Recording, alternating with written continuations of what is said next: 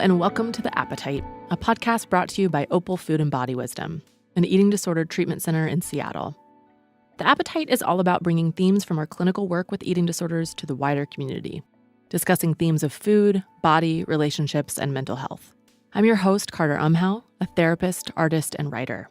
So often when we've discussed relationship to food and exercise on the podcast, we've left our recording times wishing we could have had some back and forth with some of you all. Today, Tam O'Donnell, a regular listener, joins Julie, Kara, and me to respond to our episode around how to eat in a food-obsessed world. She shares her thoughts and questions around what it means to have trust in your body, what to eat and why, and how to parent well when it comes to food and feeding.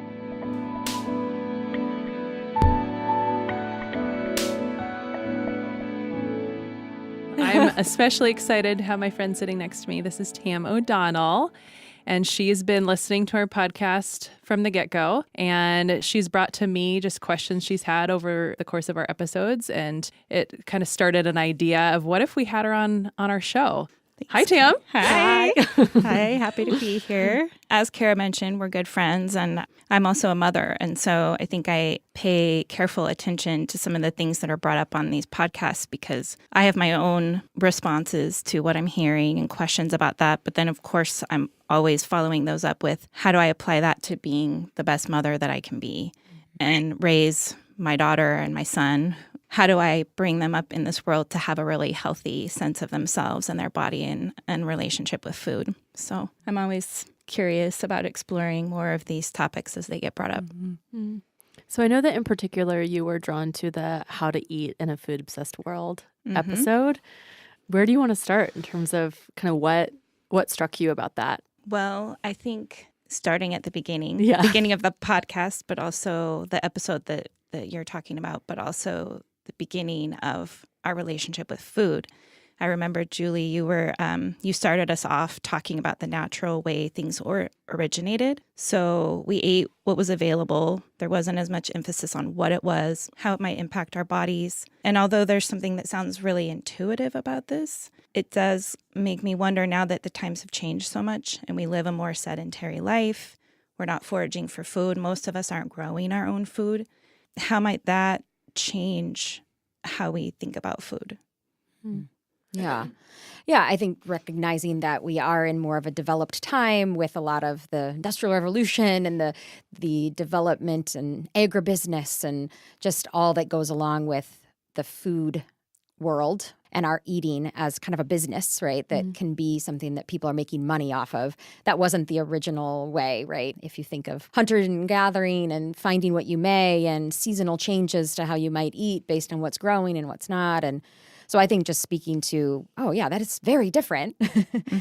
Yeah, so just kind of recognizing that as a timeline of like so much has changed with all the development of how food is then accessible to us. And of course, there are less people farming now and less people that are growing food in the backyard or anything like that. I know the slow food movement and things like that are growing, especially in the Pacific Northwest where we are. But most people are still purchasing food that is from a grocery store and that they have not been involved with the production of. So, yeah, I think you bring up a good question as to does that then impact something at the biological level in terms of how it might impact our bodies and what we're eating? And can we actually be intuitive, right? Can we actually listen to our bodies? Can we actually trust our bodies? Yes. And I think it's a great question. I think there is obviously a lot of change that we can identify the human body has gone through over that span of time that I'm giving that short history lesson on. Yeah. And there's so much about the human body that still, when we look at it, still remains to be true. And I think to get back to the basics of just the fact that we're animals and that we have appetite and need, and we go and we get what we need is still very true. So, that might adjust based on the level of energy output that you're putting. Into your daily activities, right? So that makes sense to me because if you're thinking about living a less active lifestyle, then your body would adjust to that naturally, you're saying. Right, exactly. So those that are still very active in their day-to-day and might equal the energy expenditure back to somebody that was a hunter-gatherer or just maybe just even working their own land or a farmer or something like that, tending cattle or, whatever it might be. There could be people now that are still expending similar caloric expenditure in a day and needing, therefore, that much input in terms of calories and food. And then there's, of course, people that aren't. And I think that's where the You're like, wait, what about those people? But yeah, the human body adjusts to that. And I think that's where I go first is just metabolic science and the reality that so a human body is working to then meet the needs. And even when we are in a place where we don't have as much access to food, and that can be both physically or mentally, sort of that deprivation environment, the body then does decrease its actual functioning to then need less food. Mm-hmm. And so we see that all the time in terms of us watching people that are dieting or the obviously folks that are struggling with eating disorders and are restricting their intake. There is metabolically tested shows that their body metabolism does decrease and then they live off of less food. So I don't have the facts in terms of, wait, well, back then how much did they live off of? And now how much do we live off of? But to me, it kind of feels irrelevant because the body is able to make those adjustments on its own.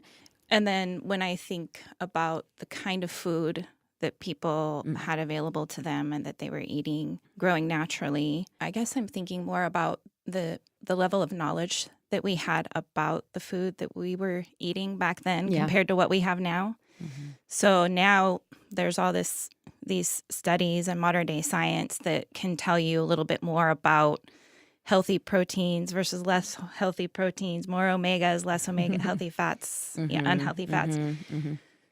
What do we do with that information? Because it feels negligent sometimes to just ignore that when we have that information in front of us. And yet what I hear, the common message in your podcasts are just to trust yourself above all else. Above all else, yeah. Which I would say is also a critique we've heard from clients too of where does nutrition science come in and the knowledge of nutrition? How do we take that in as one of the components of decision making around what we're eating? Yeah, I tend to want to take a big step back with it to say, okay, well, why do we care now so much? And what is it about having all that information and that input about nutrition that then makes us have more or less of input of food that then is giving us more nutrient-dense food or less nutrient-dense food? And I guess the reality is that more information and education, you're in education, you probably know that maybe, but like sometimes it doesn't actually lead to it. Like more information and education doesn't always lead to the behavior or the action that might be quote unquote healthiest or safest for people. But what are the other factors? And that's what I would say is that many, many clients that come in that are struggling in our clinic with eating disorders know a lot about nutrition, and they still aren't necessarily caring for themselves well in terms of how they're feeding themselves. If it's not enough food or it's a mix of food or the chaos of how they're eating, right? The pattern of how they're feeding themselves, just not respecting that they are eaters, so they're not taking the time to that. So when I think about all of these other factors that an impact, I can't help but think, wait, is it really information? And then now, because we have all this information, who is actually suited to use that wisely? Right. And are they using it in the broader context? I think about Ellen Sauter's work that you brought up as well in that episode. All the different variables beyond the nutritional science of food, but the how and the relationship. And I would say the nutritional science just gets really elevated, right, Julie, of all the factors. I mean, that's where. Yeah. And I would say that comes back. We see it happen just in terms of how medicine is delivered in our present day as well. And we haven't mentioned the word weight yet, but in a lot of times, in a lot of the current day, weight and health are equated. And so people are saying, I am taking care of myself. I want to be well. But there's so many people that then are also seeing that as, well, I'm also managing my weight, quote unquote, managing my weight. And the two things that most people are going to quickly go to, and this is both in the medical field and sort of how health messages are delivered, is diet and exercise, diet and exercise.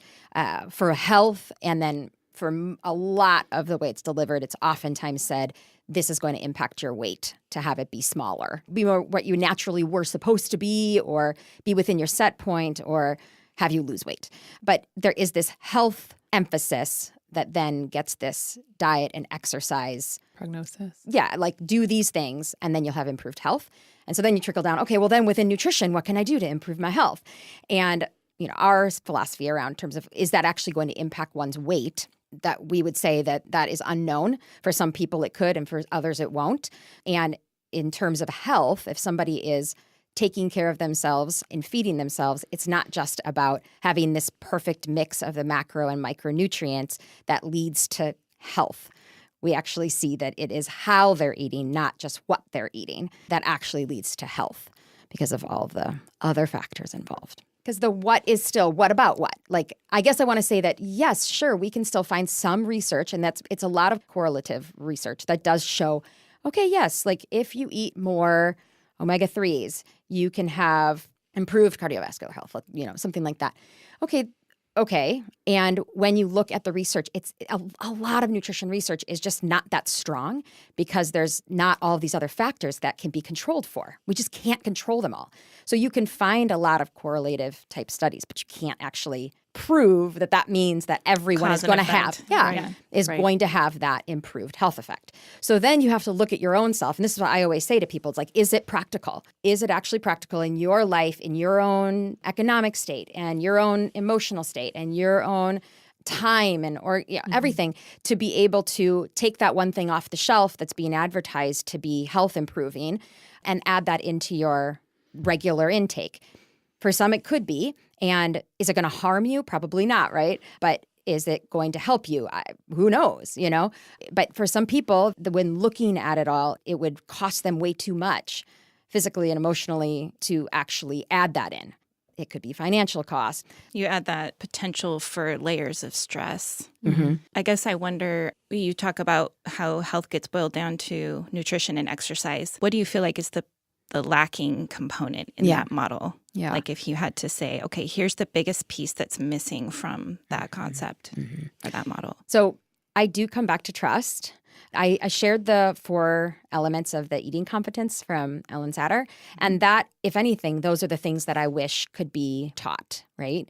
So it's having like eating attitudes. Can I feel okay eating something that I enjoy? Can I actually take in something that's pleasurable and feel at peace with that? Can I have excitement about food and approach it that way? And then the food acceptance skills of, can I try new things?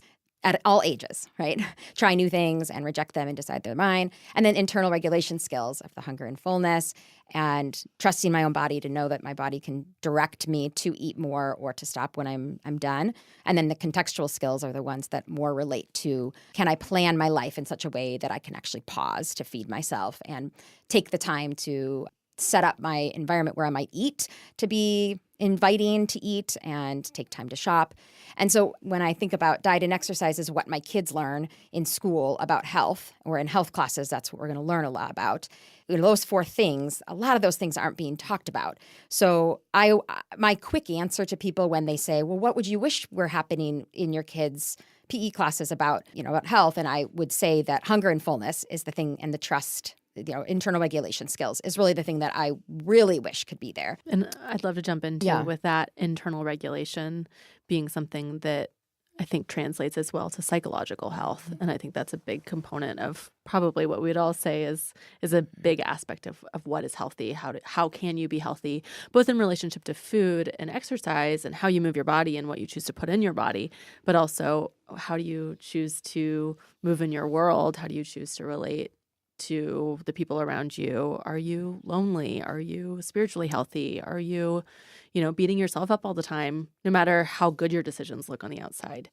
All those things would really impact your own the psychosocial psychosocial model, Exactly. right? Like if we're just looking at the biology and Yeah. the physical side of health, we're missing the other components of the psychological and the spiritual and the emotional. So it sounds like that trust component is the biggest I always come back to it. that you feel is missing. And I'm glad you brought that up because I feel like that is what triggers for me the most emotional response to what I've heard in some of Opal's podcasts, but especially this one about like how to eat in a food obsessed world, because it is so contrary to everything I've heard.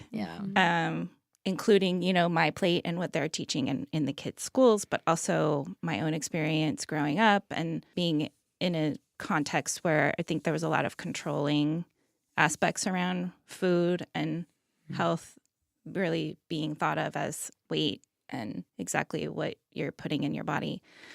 It's just really difficult to imagine having complete trust in your body.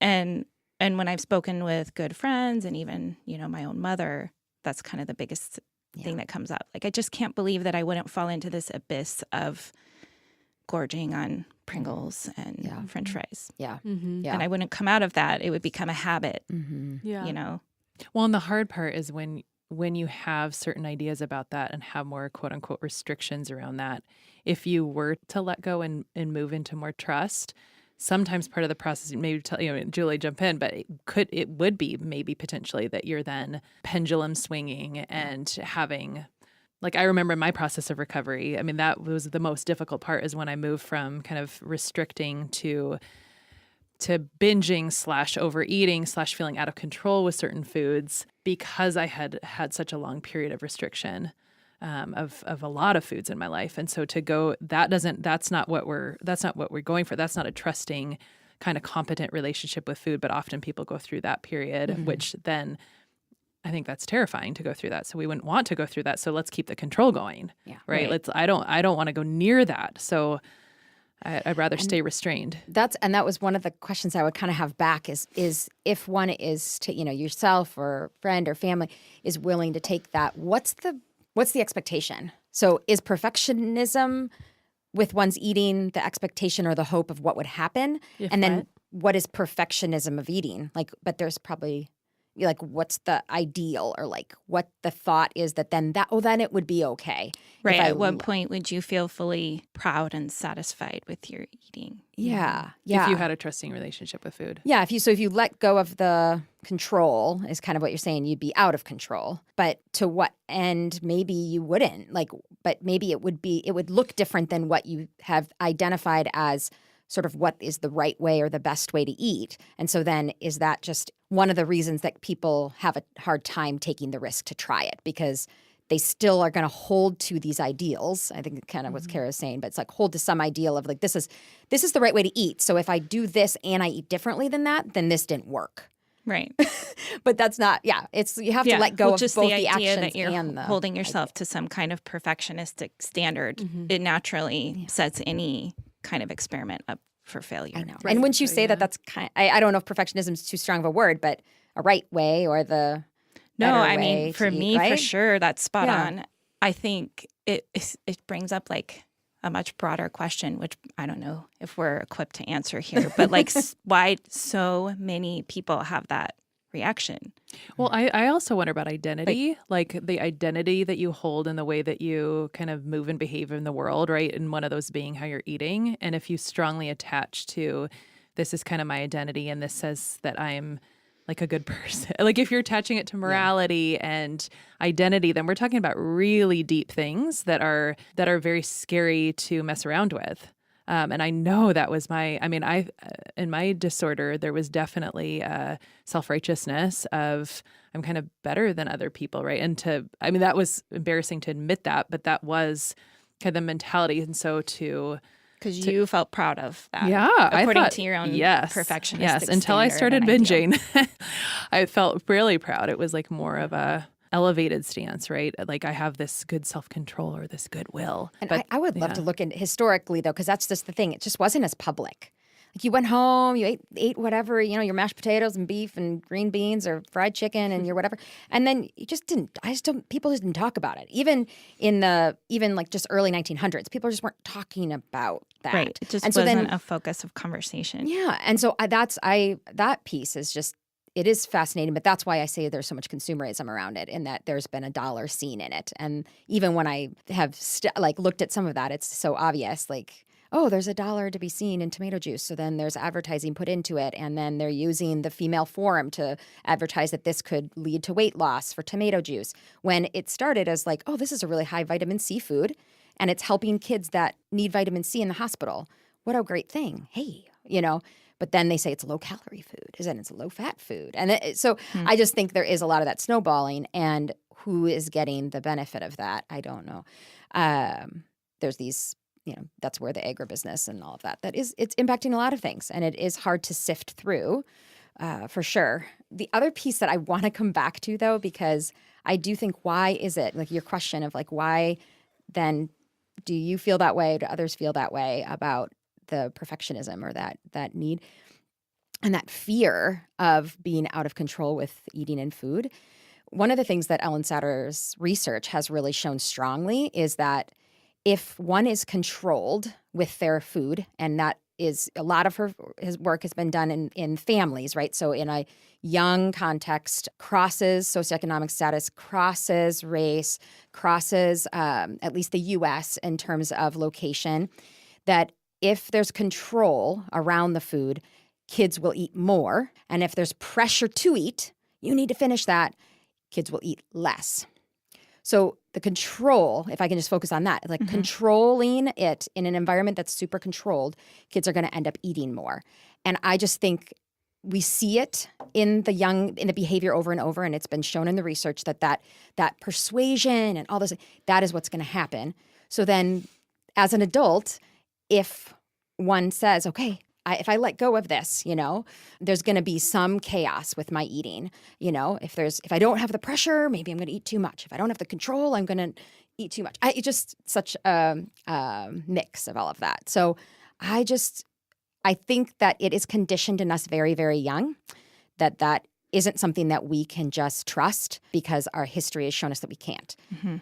But the research really does show also that even though in those environments of control, in environments of pressure, the child doesn't regulate their eating correctly.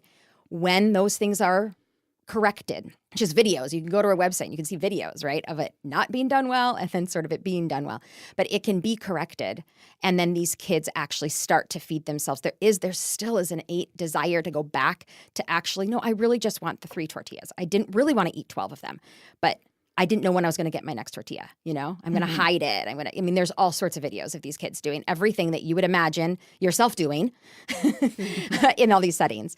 And the research has shown putting kids into a room full of every kind of food, that they're going to find a balance of food. They're not going to just eat the Oreos. So it's just over and over and over. That's what is shown. And so, yes, all of us have a different variance of our history of being controlled or having pressure around food, if it's from our own selves or from family or from context, that we have to work through in order to get to a place where then, okay, I can just listen to my body and my urges and feed myself appropriately. But it's never been shown to be that we can't do that work. But it does require, and that's where the psychological parallel, and I think, having therapists in the room, Tam, it's always helpful. Having therapists around. But it's true. We have to be able to dig deeper into the fullness and the full story around our relationship with food. It can't physically be, well, I was fed these things, therefore. It's not just about the what. I think that's what emerged for me, for sure, listening to this episode, was just how many layers there are to our relationship with food, and how much we all desire to make things as simple as possible. And if you could just boil it down to nutrition, that'd be really convenient. Like I remember Carter saying in the last episode, doing some self-exploration and personal growth, or just picking up a diet book and picking a few recipes. There is this desire for it to be simplified. So you mentioned that if you have been controlled early on, that would influence your relationship with food. I'm wondering a couple things. I'm wondering, what does that look like? Somebody who's had an interrupted relationship with food. What does that look like? Because we as parents want to know what are those behaviors? And then following up with that, what are ways that it could be corrected? So the list that I wish I had it in front of me, but maybe we'll put a link. But it's this list of all these things, no rewarding, no nudging, no coercing, no controlling, no hints. Hints? Hints of you can't, I'm trying to think of an example, but just like a hint that you're giving your child the sense that they should be eating that instead of that. Doesn't that look good over there? Something like that. Yeah. Those green, that green veggie looks good. Do you see the broccoli? Yeah. Looks pretty tasty. Wink, wink. Yeah. That's like a nudge. Just coercion for sure, but a lot of those things that is, it's clear that the parents want something. A lot of that. So, and I think, she talks about also just the restrained feeding. So literally feeding them feeding a certain amount and then not giving people more if they're, a child more if they've asked for that. So that would mimic food insecurity, even if there isn't food insecurity, right? And that's where then we can kind of parallel that to more adult dieting and well, maybe I have access to food physically. I have the finances to give myself food, but I can't. So Actually, this sounds I won't do very that. nuanced. Oh my goodness. Yes, the list is like, I mean, and poor feeding. That's one of her categories.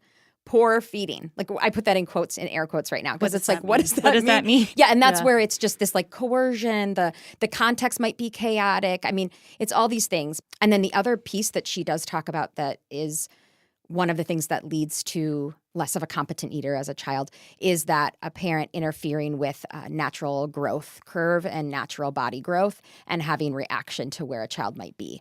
So that is back to sort of I said, like so much concern and fear is around typically weight. Verbal, like commentary, body language. Well, it's going to be how they interact. Weight loss too, I was going to say how they're going to interact with maybe the information they got from a doctor's office, right, about a particular growth chart showing that they took a jump or they're on the 85th percentile. And then the conversation that follows in the car on the way home. Sure.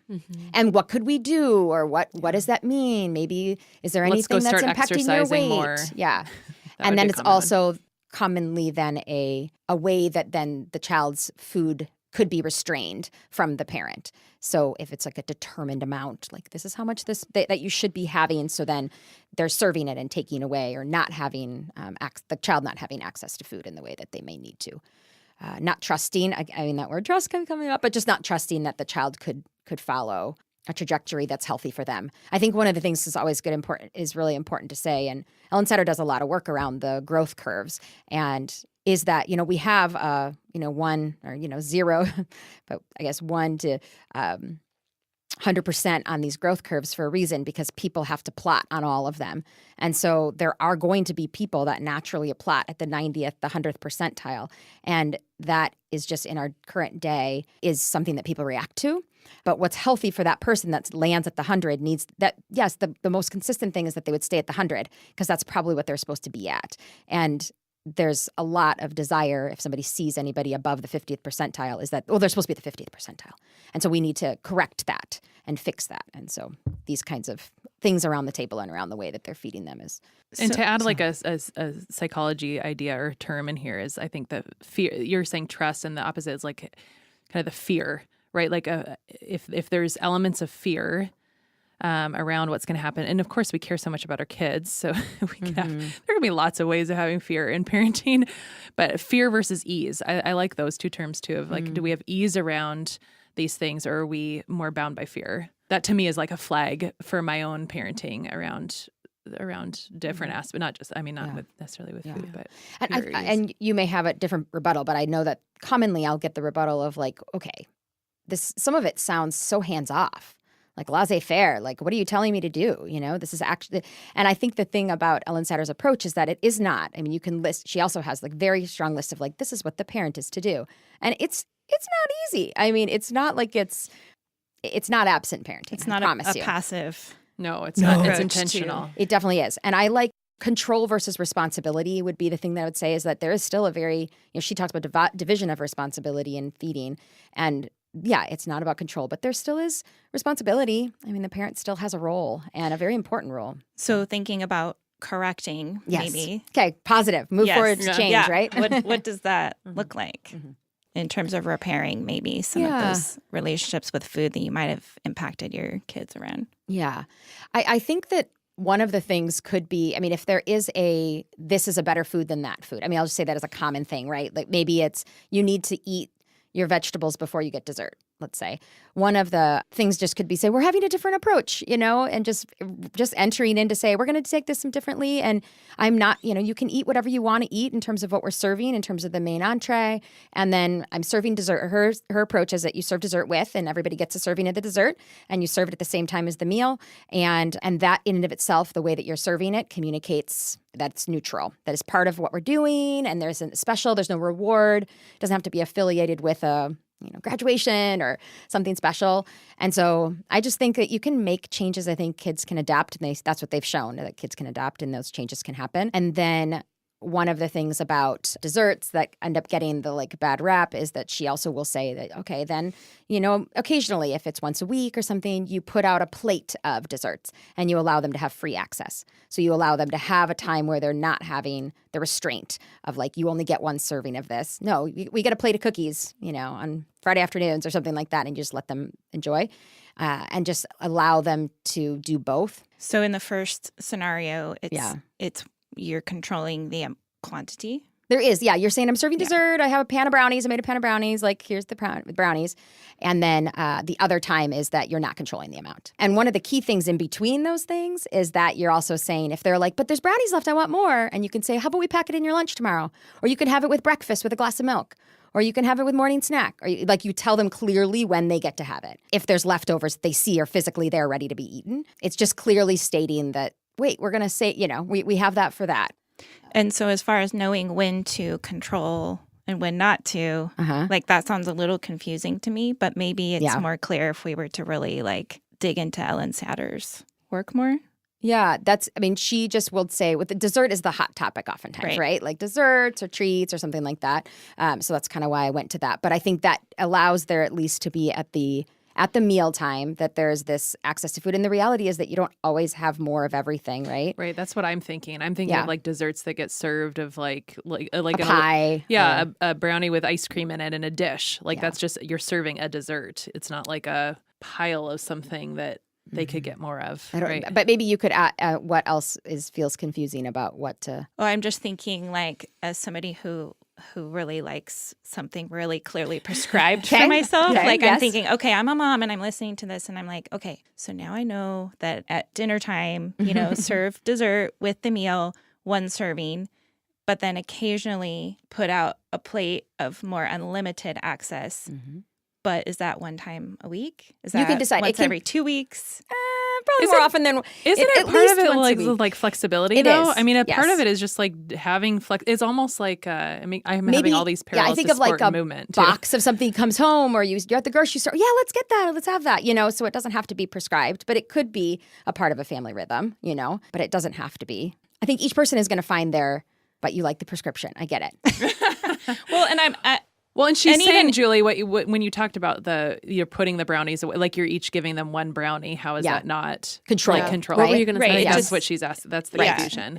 It feels a little conflicting. And also, just to be clear, I'm not just speaking on behalf of myself, but what I think other parents might ask. Right. I think people really want clarity around this, especially if it's not information that they have a lot of access to right now. Yeah. I think that one of the things that's important is just that people don't assume that there's only one time to have something or that it's not going to come again.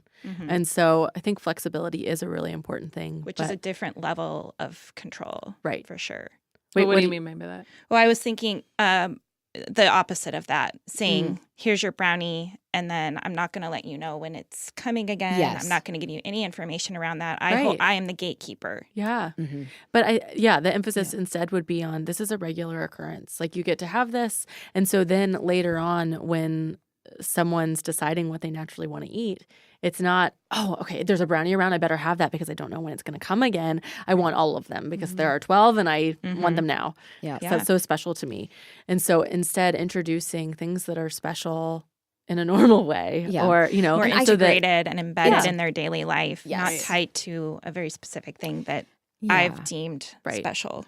Right. And the parent attitude seems to be a big part of it, right? Because if you're then if you're still afraid if they have more than one brownie, how that gets translated to the kid without even you saying it, right? Like that you're having fear around multiple brownies. Right. Why is that even a trigger for you? Yeah. Right. And I feel I want to try to address that because brownies are different than broccoli nutritionally. So I can say that. I'm not afraid to say that.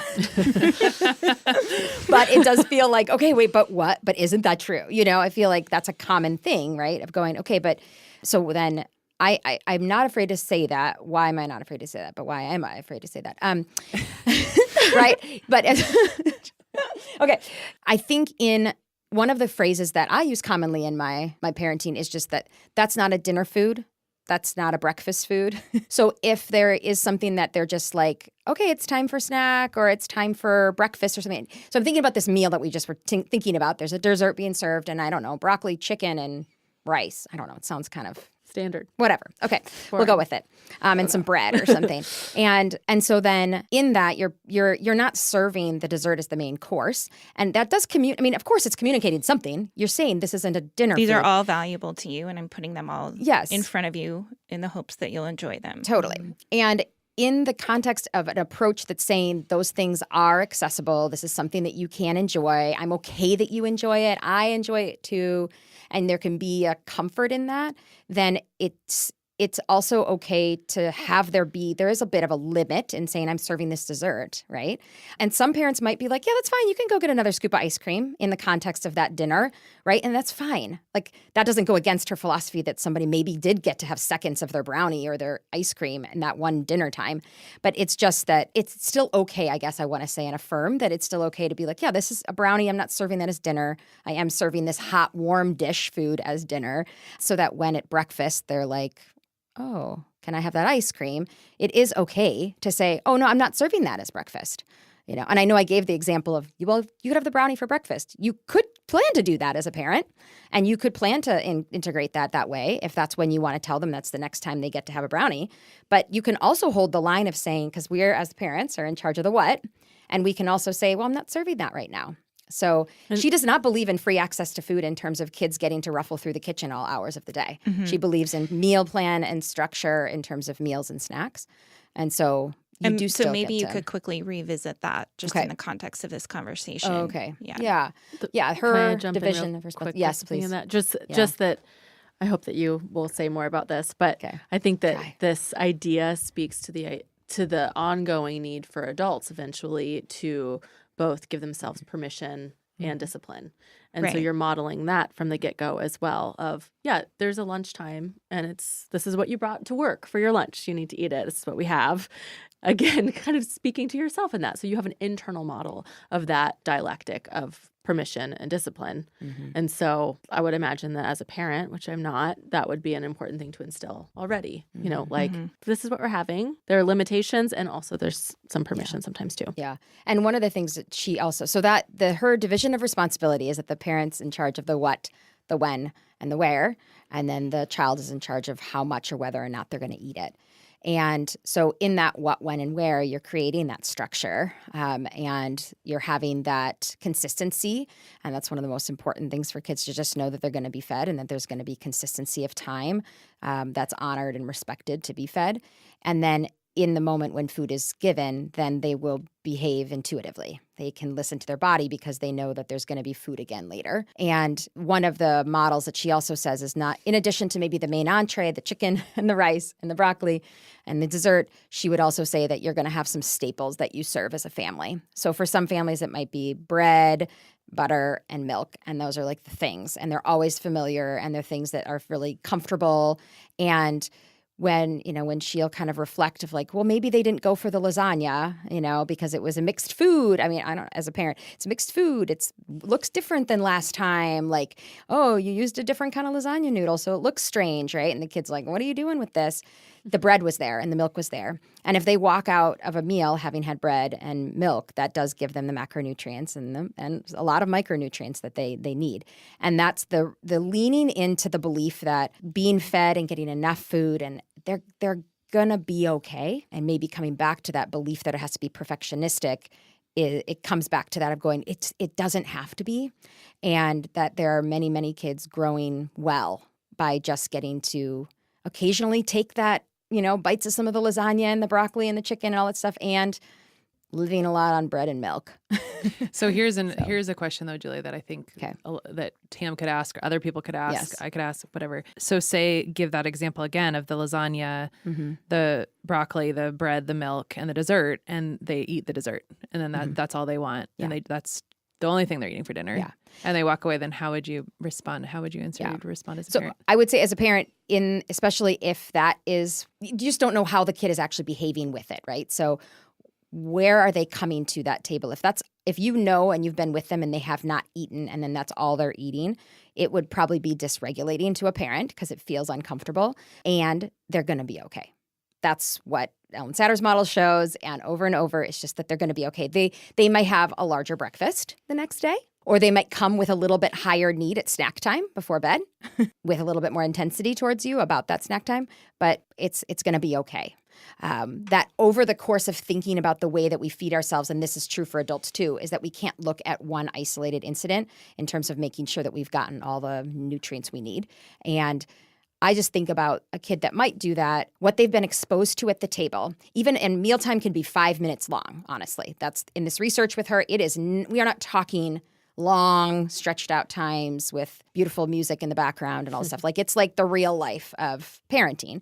It's short times, it can be, at meal times. And if they come and they've seen that lasagna that looked different and had the different texture, and they smelled the smells, and they noticed, and they maybe put something on their plate and they touched it, or they put it up to their lips, and all of those food acceptance things help with exposure. And I guess I can speak as a parent that does have, I have moments where it's frustrating because I have more perspective that I feel like something's getting played out in terms of sort of power dynamic. And I've been recently actually just thinking like, wait a minute, if I feel that way, that means that I'm doing some of the things that she doesn't want me to be doing, which is some of maybe the urging or some of the little nudging or some of the little opinions. And I'm prey to it too. It's very easy because we care for our kids, and there's this moment that you're like, I just cooked all for me, it's a lot of the energy that I might put into it. And then if they don't show any interest, it's very discouraging. And it's hard to not show that. It's hard to not show that. So I especially feel like one of my kids knows that. And if he wants to get to me, he's not going to eat the food. And it's not about the food. I actually think, I've seen him eat that food. So it's fine. He's going to be fine. When he needs the food, he's going to eat it. And I need to back off, and I probably need to be more neutral around that. So you mentioned there's so many places. That the parent's responsibility is the what, the when, and the where. And the where. Yeah.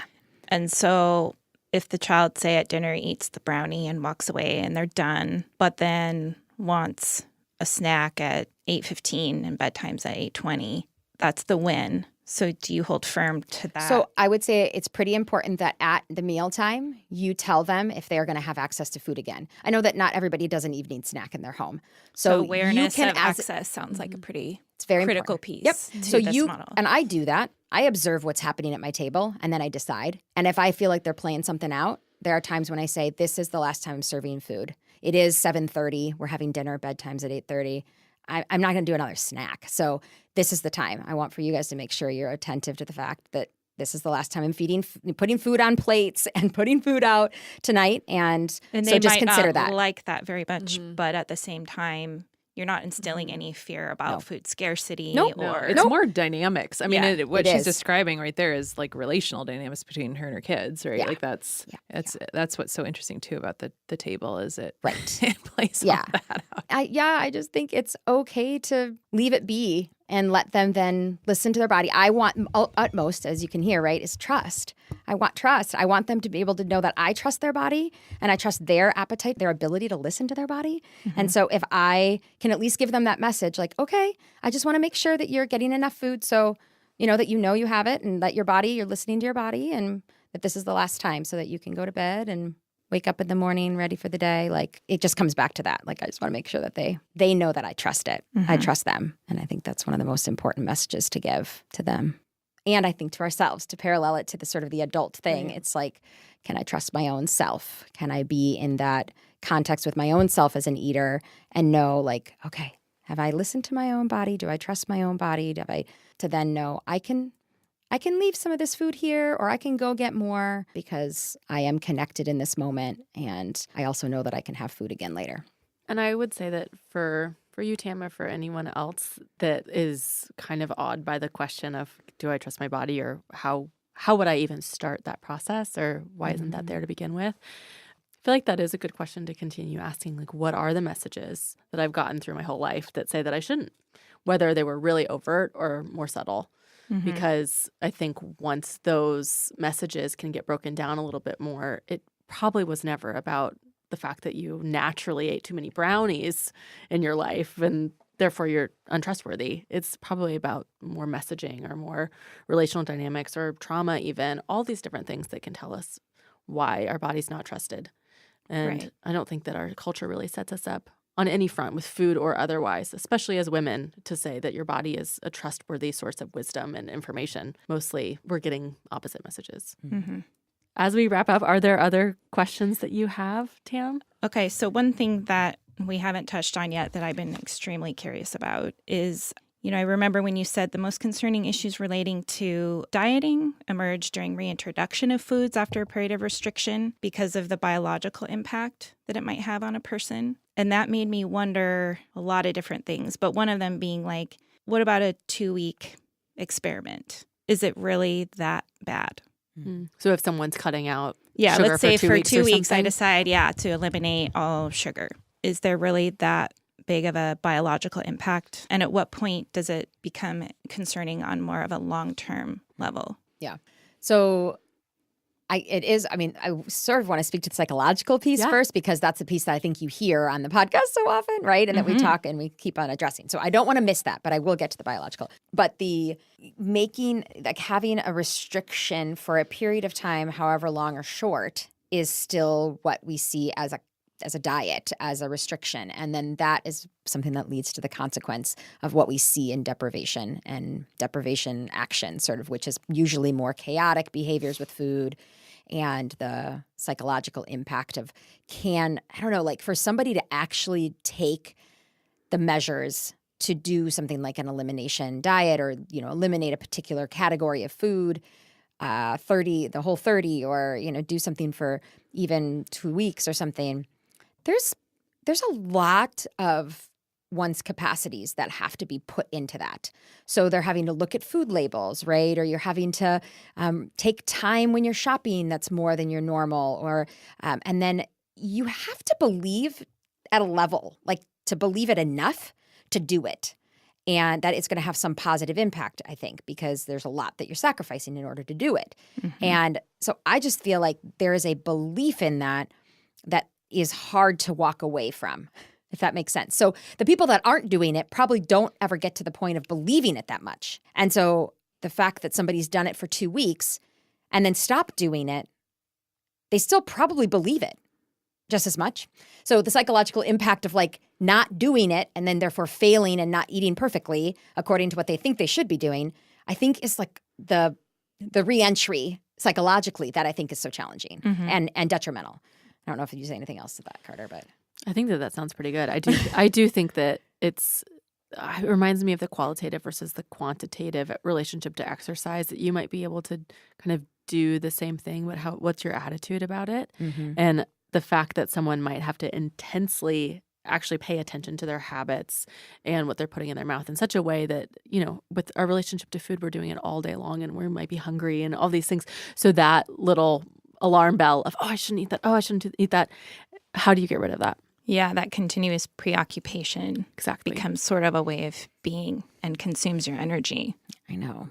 I find that to be one of the reasons that I think people become more chronic dieters, like people that try it or do it again, because they're kind of stuck in that and be like, at least I have the relief of that chatter in my mind for that period of time, because then I'm doing the right thing. And then that moralistic, I might feel better about myself, or kind of attributing some sort of character traits along with the fact that, I'm so disciplined, I can do that. Mm-hmm.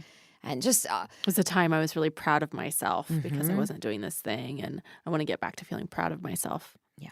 I think that translates really tying quickly. Your sense of esteem and self-worth to the time when you were eating your success or lack of success once you've committed on that journey because you've bought into it. Yes. Yes. Yeah, it sounds like a slippery slope. Yeah, yeah. And then when it comes down to actual benefit, sort of health benefit of it, I think that's one of the things that's so interesting, because there's so much placebo effect that can happen also when somebody has all of those psychological things that you guys are just sort of touching on, right? Of how it might feel for somebody to have done that and had those actions. Is there actual health benefit or biological health benefit. And, we're all about food and body wisdom and embodiment and listening to oneself. And that's one of the things that I will hear from people. Well, when I eliminated sugar, I mentioned that. It's like if I eliminate sugar for a period of time, I feel so much better. I sleep better, or I have better energy, or all those things. So then, okay, but then it's hard because is it the mix of all of these beliefs linked with the placebo effect, is that what it is? And is there some biological piece to it?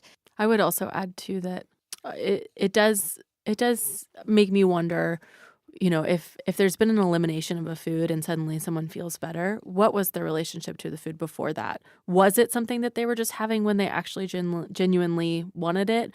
Were they having it and then binging on it because they sometimes did feel like, oh, this is the only time I can have it?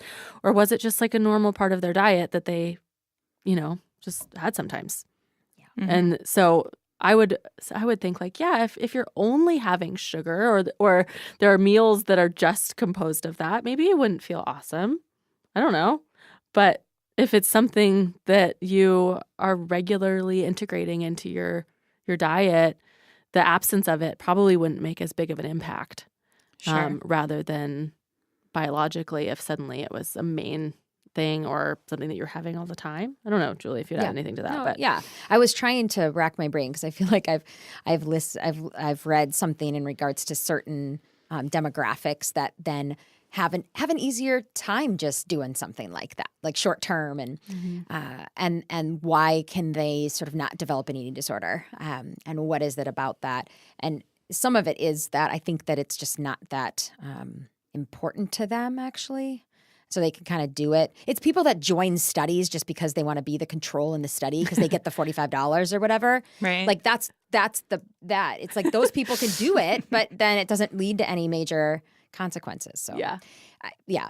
But I guess the other piece in terms of what you were talking about, if just to continue to sort of name when I spoke to the re-entry being so much more challenging, a lot of it is this, which I do think impacts our biology because of our emotions connection and our brain and our gut connection, but physically too, just at the elemental level, like when we eat food that is common and familiar to us, our body knows how to digest that because we have a mix of enzymes and different acids and bases and things like that are just in our bodies and in our gut that then help to digest things. And that is a mix of, this is even like I think of probiotic and prebiotic, right? So these foods that then are creating these bacteria to then help keep that flora up. And if you stop eating some, then yes, your body is not going to have that same input and same creation and ability to create that bacteria. So when we just eliminate something that then our body's used to having, when we maybe bring it back in, then what's the impact of that? Because we might not have the enzymes available anymore. Yeah. They were stopped being produced. Exactly. Yeah. Exactly. And some of those things come from our body and are created. Some of it is with the other foods that we've eaten. And we talk a lot about this at Opal, is just that you never eat one food in isolation. And so while you might say this food can increase somebody's blood sugar level quickly and then have you dip and then you're going to have low energy and all stuff, the reality is that when do you only eat that one food by itself, right? For like 3 days in a row. Or meal. When are you only eating white rice? You're never very rarely are you going to only eat white rice. You're going to eat it in combination of other foods. So the same thing is that so the body can lose track of what it's used to then interacting with and digesting and having the metabolic impact of that. And that can cause digestive distress, right? And also then can filter into energy level or to clear-mindedness or sleep and all those things. But so it could create mild discomfort. Like, I guess I'm wondering how extreme could this impact be? Okay. And at what point is it more kind of hazardous versus not generally recommended? Yeah. I know.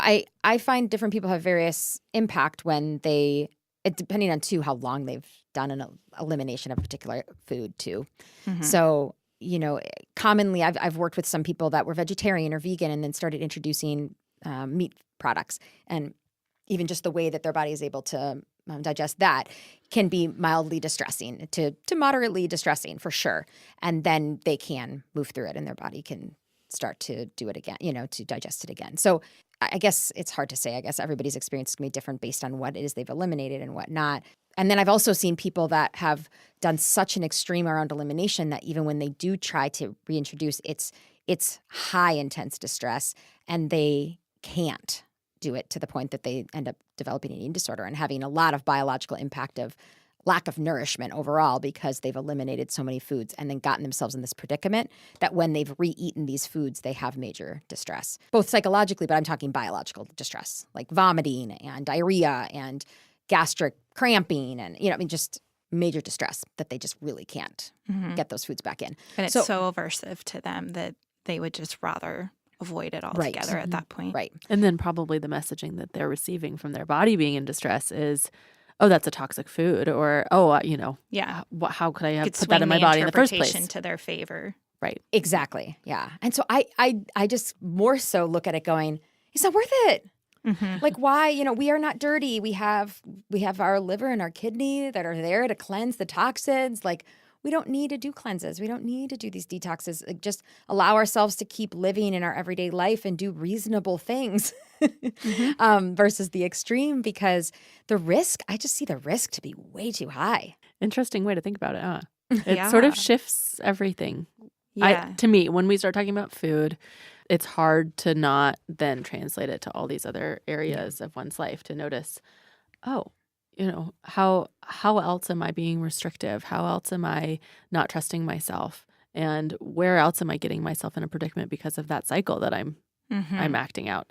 And then we're most concerned with the food, which makes sense because we can control it. But there's this domino effect that happens at a deeper and deeper level internally, biologically, right? That I think the average person is very clueless about. Mm-hmm. Mm-hmm. Yeah. So it's helpful for you to kind of illustrate what that looks like. Yeah. And I know we can put this link, but there is really, really strong research now that's more so researched the chronic dieter. So somebody that has cycled and cycled and cycled through dieting for years and what the impact does on that. So they've probably tried every diet that our listeners thinking about and considering, what we've seen advertised for decades.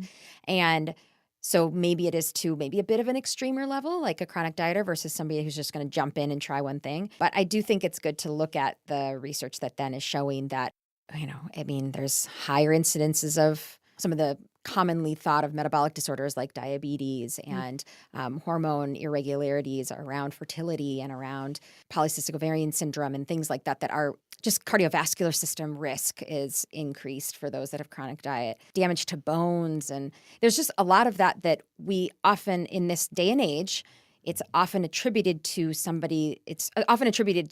everybody needs to stay in a smaller size body to prevent a lot of these things. And that is what's going to keep people from being sick, quote unquote, with cardiovascular health or hormonal distress or what other common sicknesses would you think? Cancer, whatever it might be. Like you got to do that by keeping your body small or normal, at least, quote unquote, on the BMI.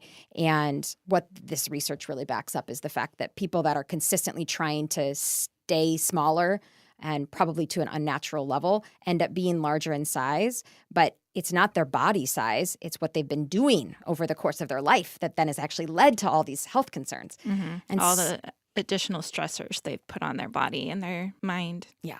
And I want that message out more. It's just like, well, maybe it's a little dip the toe in and try this thing here and there for people, but I don't know, because it could also be so risky. Because if somebody gets that domino effect that you're talking about, psychologically and emotionally, then they just keep doing it. Get stuck in a cycle. Yep. Long-term consequences are shown to really, really impact one's overall health. Yeah. And then speaking as a parent, just to want to model a healthier way of being. Yeah, that is like a very high predictor if there is a dieting parent in the household, or if even just as a parent is eating differently than the kids and are maybe not eating the one part of the meal or something like that, that speaking to kind of what messages our kids are getting at the table, that's going to be a strong message that they're going to see that really clearly. Yeah. And it's not shocking. It's not shocking, and yet it's, I think, always good for parents to be reminded how our kids pick up on the subtleties, not the overt, like, do I look fat in these jeans? But I'm just going to pass on all the carbs on the table and just eat the salad. They pick up on that. Oh, yeah. They're definitely going to get the message that they shouldn't be having carbs either. Yeah. Because they're getting the message outside of the home. We have to recognize that, right? Like they are going to get that mainstream message that of some of these main normative food values that link up more to the diet culture. And so if they're going to get that, and then they're also seeing something, a behavior in a family member in their home, they're going to jump to the conclusion that that person aligns. Yeah. This person aligns with what I'm hearing. Therefore, this is a trusted individual. If I'm going to trust everything else out there that shows that that's a thing. Instead of you being the person to counteract that within the family culture. Yeah.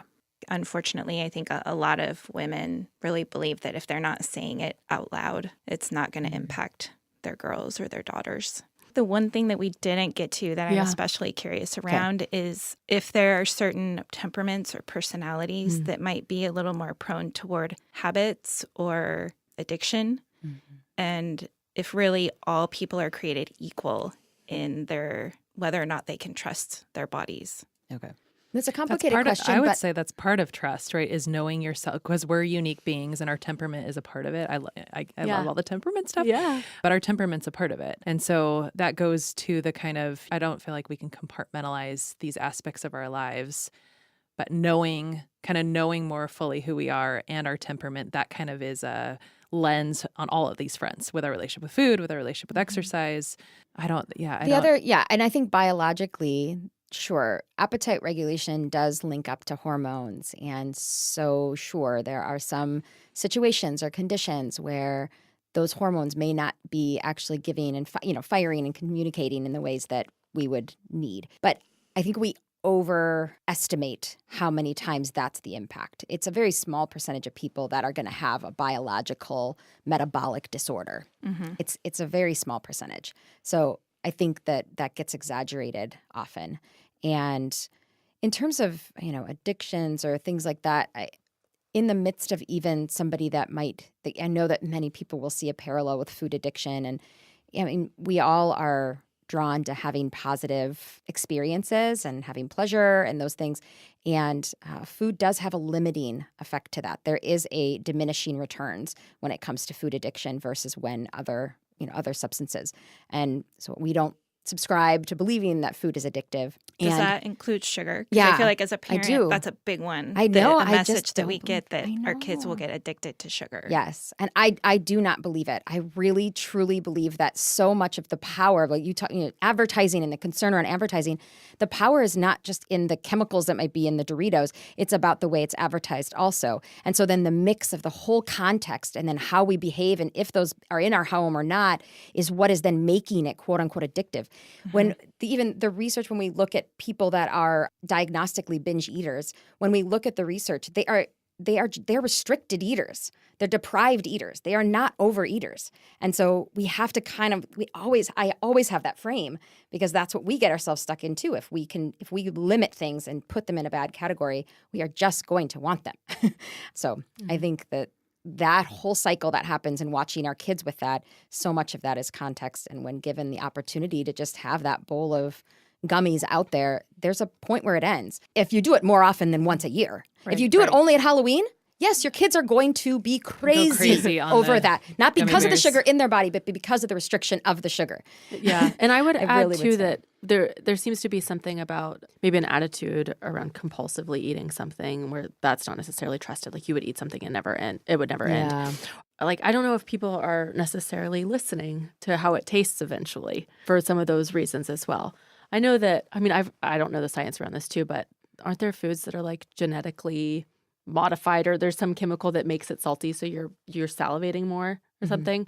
Sure. I'm thinking of some foods like that I'm like, oh, I know that that's a food that does that, right? But if I'm slowing down as I'm eating and check in with my mouth, my head, my stomach, my body, and I really actually am listening to all the parts of my body, is it just my tongue that is wanting the food right now? Is my stomach also saying that it does? Often not. After you've had some. After I've had after I've had enough and I'm satisfied and I liked it. And I think that oftentimes we're also not necessarily taught to listen to ourselves.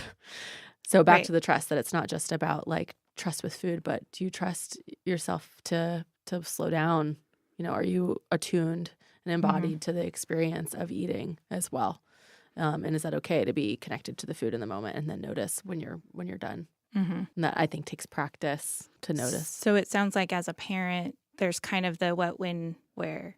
Yes. What, when, where. There's the what, when, where, but then also the contextual skills that you want to be helping your kids understand. So your attitude towards the environment. Yeah. Right. Mm-hmm.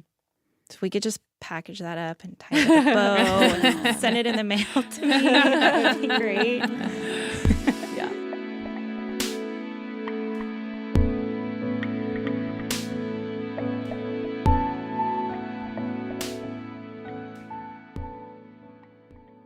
Thanks so much for listening to our first season. We're taking a little summer break, so please stay subscribed and stay tuned for our next season. Thanks to Jack Straw Cultural Center for sound engineering, to Aaron Davidson for the Appetite's music, and to Opal's Sarah Taylor for production assistance and editing. If you've enjoyed this episode, we'd so appreciate it if you'd leave a review of the podcast in your podcast app. This can make it so much easier for others interested in non-diet approaches to food and body to find the appetite. If you have any questions or just want to connect, email us at theappetite@opalfoodandbody.com. To learn more about Opal specifically, you can find us at www.opalfoodandbody.com or follow us on Facebook and Twitter. We'd love to stay in touch. Thanks again for listening.